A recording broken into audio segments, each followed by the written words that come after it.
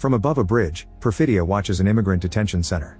Afterward, she meets with her fellow members of the revolutionary group the French 75 to make a plan to rescue the detained immigrants.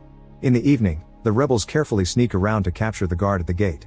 Then they break in through a hole they cut in the fence and wake up the soldiers to hold them hostage.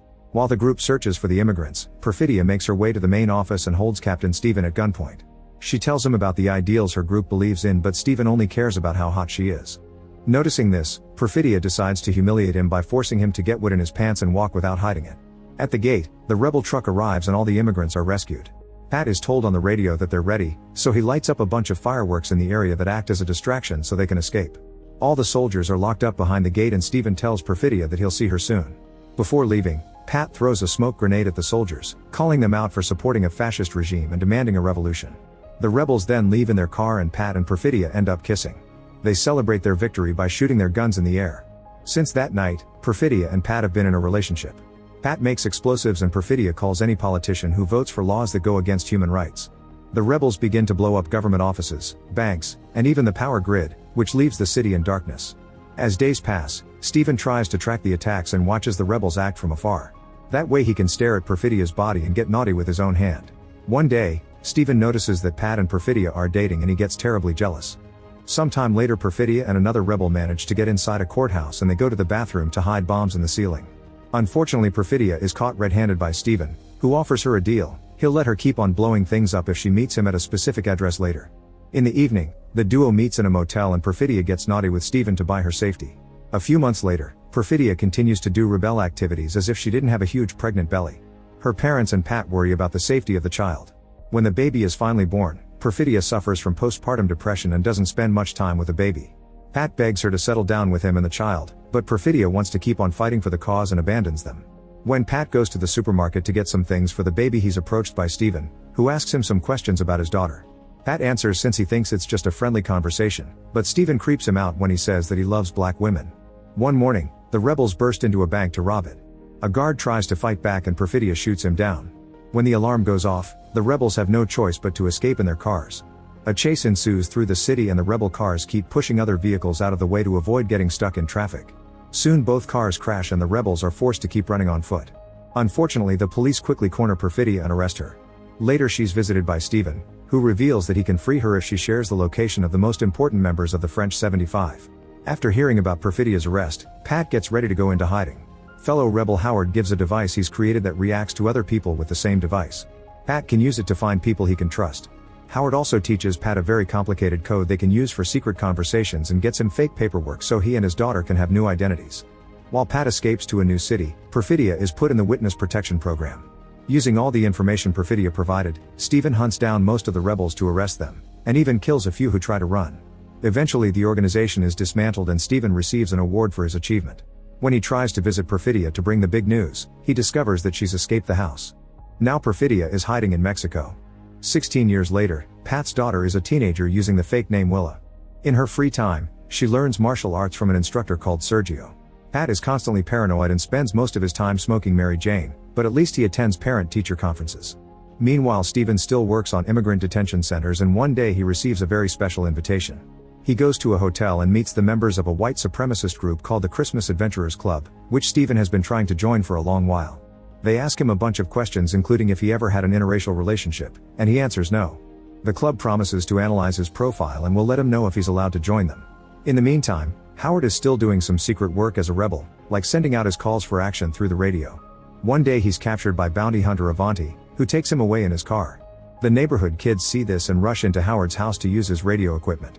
They send out a coded message announcing Howard's capture. Later Howard is taken to a military facility and a soldier threatens to kill his sister if he doesn't cooperate, so Howard tells them where to find other rebels. The information is passed to Stephen, who organizes a fake mission so his soldiers can raid Pat and Willa's town. At home, Willa and Pat get into an argument because Pat continues to smoke too much and Willa feels like she's babysitting him all the time. Before she goes to her school dance, Pat forces her to take one of Howard's devices. He also threatens the classmate who picks Willa up because his paranoia makes him see everyone as a potential enemy. Later at school, Willa goes to the bathroom and hears the device beeping. When she turns around she finds Deandra, who says the secret code to confirm she's one of Pat's rebel friends. Deandra explains there's been an SOS signal and they need to leave urgently. On their way out, they watch the police surrounding the school and run to the car before they can be seen. Deandra asks Willa if she's heard about Steven, and Willa explains that Pat told her Steven killed her mother. It seems she thinks that Perfidia was a hero. The school dance is interrupted by Steven's soldiers looking for Willa. The teens get interrogated, and when a soldier asks for Willa's number, her friends explain that her father doesn't let her have a phone.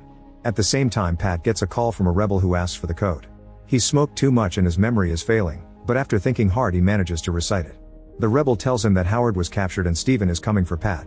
Willa has successfully been taken to safety, so Pat has to go to one of the usual rendezvous points to reunite with her. Pat can't remember the locations, but before he can ask, the rebel hangs up.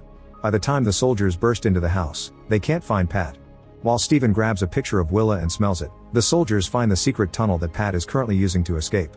They throw a smoke grenade inside and Pat has trouble breathing, but he hurries up and manages to reach the exit before passing out. Afterward, Pat uses a payphone to call the rebel base, but they refuse to give him any information because he doesn't remember the whole code. The soldiers spend the entire day raiding houses and businesses all over town while Pat sneaks around. Sergio gets a call from his wife warning him that they're taking immigrants, so she's afraid they may be next.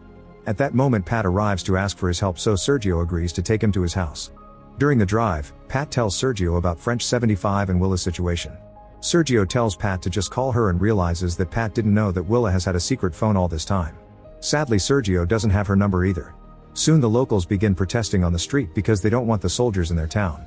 A protester throws a Molotov bomb that starts a fire in the middle of the street, and a cop shoots at the crowd a few times before the soldiers begin advancing with their shields. Sergio talks to some skaters and asks them to tell all the remaining immigrants to hide at their usual church. Afterward, the duo goes to the store owned by Sergio's wife, which has a secret room upstairs where they allow illegal immigrants to hide. Sergio sends everyone away before taking Pat to his apartment, where he starts gathering all his cash and guns. Pat calls the rebels again, but they still won't tell him anything without the code. A furious Pat starts ranting and insulting the operator and eventually says a different code that allows him to talk to a supervisor. This guy is an old friend of his and asks him a personal question that Pat manages to answer to finally confirm his identity. Now they give him the coordinates to find Willa. Meanwhile, Sergio and his wife guide all the immigrants to a secret tunnel so they can escape. The soldiers make it to the store and yank the shutter so they can go inside. Sergio gives Pat a weapon and asks BG to drive Pat out of town, then Sergio leaves with the immigrants. As the soldiers make their way upstairs, Pat and BG escape through the roof. At the police station, a soldier threatens to send Willa's friends to jail, so they finally give him her secret number. Willa's phone rings and Deandra gets furious because Willa hid it from her. Deandra immediately throws the phone out the window and it breaks. This is still enough time for Steven to track it. In town, Pat follows BG and his friends as they jump from roof to roof as fast as possible. Sadly, Pat slips and falls, allowing the police to quickly tase him and arrest him. BG calls Sergio to tell him what happened and confirms that he has the gun. That night, Deandra drops Willa off at a convent to protect her. She also asks the nuns not to tell her the truth about Perfidia. The next morning, the Christmas Adventurers Club leaders gather to discuss Steven. They've received a report saying that he has a mixed-race child, so they've been tracking his movements, and they think that the current raids in town are a cover-up for Steven to look for his daughter. They also look at Perfidia's file and learn she was last seen wandering in Cuba or Algiers. The group doesn't want Steven to get rid of the kid to fool the organization, so they asked him to clean the mess. At the police station, Pat acts like an addict who doesn't even know his own name. They take him to the hospital for screening and a nurse calls him Pat, so he realizes her questions are in code. When she asks if he's a diabetic who hasn't had his insulin since yesterday, he says yes, so he's taken to a private room. The nurse uncuffs him and tells him of escape route. Pat quickly sneaks out of the hospital and Sergio picks him up. Meanwhile, Steven interrogates a shop owner near the last location of Willa's phone. The guy tells him about the car he saw going to the hills in the middle of the night and about the convent located on those hills. At the convent, Willa is trained in the arts of fighting and firearms. She hears the nuns call her mom a rat and asks Deandra for the truth, so Deandra confirms that Perfidia betrayed them. Suddenly, Deandra hears a noise and goes out to investigate, but it's too late. The soldiers burst in and arrest everyone. Willa is taken to Steven, who gets a DNA sample from both her mouth and his. He puts the samples in a machine and explains that if the results are negative, he'll let her go. Otherwise, she'll be in trouble. Willa says that Pat is her father no matter the test results and keeps taunting Steven with mocking comments, causing him to snap and yell at her. The machine then finishes the test and confirms that Willa is Steven's daughter. On the road, Sergio and Pat are seen by the police and a chase ensues. Sergio gives Pat the gun and slows the car down so Pat can jump out. However, Pat isn't brave enough to do it, so Sergio makes a sudden turn to make him fall. Pat hides in a ditch while the police pass by to continue to follow Sergio's car. Afterward, Pat steals a vehicle from a parking lot and makes his way to the convent, where he finds a high spot to observe the situation. After getting rid of the test evidence, Steven drags Willa out and gets her in his car. Pat opens fire from afar, but he doesn't land any of his shots, and the soldiers fire back while Steven drives away. A desperate Pat runs back to his car and drives as fast as possible to follow them. Soon Howard's device starts ringing, which confirms he's getting closer to his daughter's device. A few hours later, Stephen meets with Avanti and tells him he needs to get rid of Willa, claiming she's mixed with a cartel. However, Avanti says he doesn't kill children and still refuses when Stephen doubles the money. In the end, Stephen pays him to take Willa to a far-right militia in the area. When Willa is dragged out of the car, she kicks Stephen and tries to escape, but Stephen quickly catches her and puts her in Avanti's car. In the meantime, the cops manage to stop Sergio, who pretends he's drunk. When they ask him what he threw out of his car earlier, he says it was trash. Down the road, Stephen notices another vehicle getting too close. The driver is Tim, who asks him to lower his window. When Stephen does so, Tim quickly shoots him in the head and Stephen's car crashes. Moments later, Pat arrives and is horrified to see the crash. He rushes to check the destroyed vehicle and is relieved to find only Stephen's body. At the militia base, Avanti drops Willa and gets ready to leave. However, he sees the creepy way the local soldiers act and he doesn't like it, so he comes back and uncuffs Willa. She immediately runs away while Avanti starts shooting all the guards. Then Willa gets in Avanti's car to steal a gun before going back to the building. All the soldiers are dead and so is Avanti, so she takes his keys and leaves in his car. When Willa reaches the road, she notices another vehicle following her. It's Tim, who wants to kill her too. Suddenly Willa stops the car and runs to hide after leaving it in the middle of the road. Tim is driving too fast and with the sunlight in his eyes, so he doesn't stop his car in time and crashes right into Willa's vehicle. When he comes out, Willa says the rebel code and Tim obviously doesn't know how to reply, so Willa shoots him down.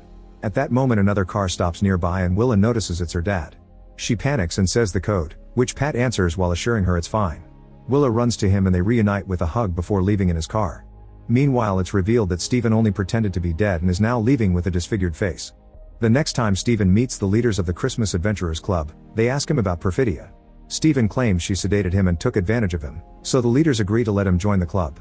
He's taken to his new office and he gets comfortable, but this is actually a trap. A deadly gas is released into the room and Stephen dies in seconds. Then two men in hazmat suits take the body away to cremate it. In the meantime, Pat tells Willa that Perfidia sent her a letter, but he didn't give it to her because he wanted to protect her from her parents' dangerous past. Pat gives Willa the letter now and she immediately reads it. Perfidia apologizes for disappearing and says she thinks of Willa every day. She hopes that Willa will grow up to change the world and perhaps then they can finally meet. Willa hugs her father as thanks for letting her have this. Later, Pat finally gets phones for himself and Willa. They keep up with the rebels' events on the radio and Willa starts attending the protests too. Make sure to subscribe and turn on notifications so you can watch more videos like this. Thanks for watching.